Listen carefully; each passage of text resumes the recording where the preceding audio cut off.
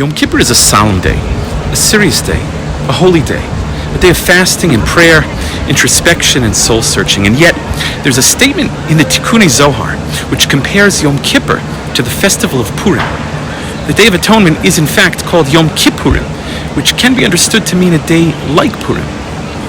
But how is the holiest day of the year, a day when we refrain from eating and drinking, bathing, and other worldly pleasures, a day on which we're compared to the angels? How is that similar to the topsy-turvy festival of Purim, when we eat and drink and celebrate even to excess? The Rav, Joseph B. Soloveitchik, explained that both days teach us how life is so fragile, that man is so vulnerable, that life is filled with so much uncertainty. Purim literally means lottery. It's a reference to the lot drawn by the wicked Haman. The name of the holiday itself implies fate and chance, the roll of the dice, the luck of the draw. At first glance, the story of Purim appears to be a series or string of coincidences. The carefully woven fabric of the narrative is written almost like a great piece of classical literature. You have your heroes and villains, high drama and suspense. The plot thickens with all of its twists and turns. 1 minute, everything's fine. And then the next, suddenly without warning, the Jewish people across the entire Persian Empire are confronted with the threat of destruction. And then the very next minute, they're saved. Salvation comes just as quickly as the threat of destruction.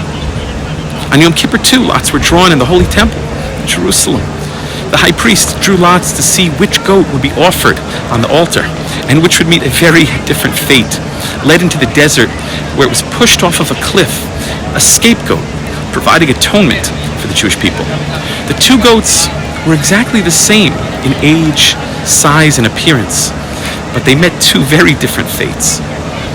Even the book of Yonah, which we read Yom Kippur afternoon, evokes fate and chance when the sailors aboard the storm-tossed vessel draw lots, and the lot falls upon Yonah. On Yom Kippur, just like on Purim, we recognize that we are fragile, vulnerable, that life is uncertain. What will be this year, we ask ourselves, and we just don't know. It's true for us as individuals, and it's true for us as a community and as a nation. But despite all of this doubt and uncertainty, our sages tell us that Yom Kippur was one of the happiest days on the Jewish calendar. The Talmud explains because of the forgiveness, pardon, and atonement it provides. The day itself atones. Talmudic tradition has it that it was even a day of matchmaking in temple times. The Talmud also records the tremendous joy and celebration after the completion of the avodah, the service of the high priest in the Holy Temple. Joy, celebration, matchmaking. How can we celebrate with so many questions, so much uncertainty and doubt? Yom Kippur, after all, is the day when the verdict is final, when our fate is sealed.